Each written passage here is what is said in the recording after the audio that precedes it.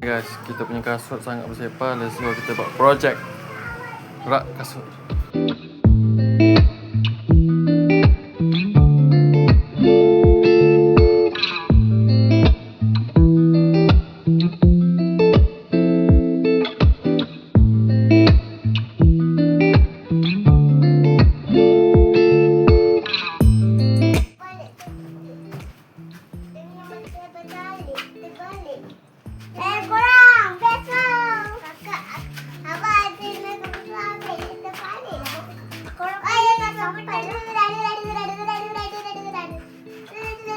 Keadaannya.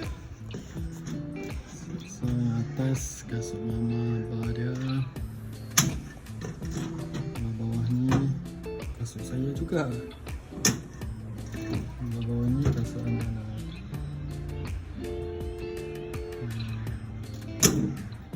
Slim tu. So nak pakai kotak ni.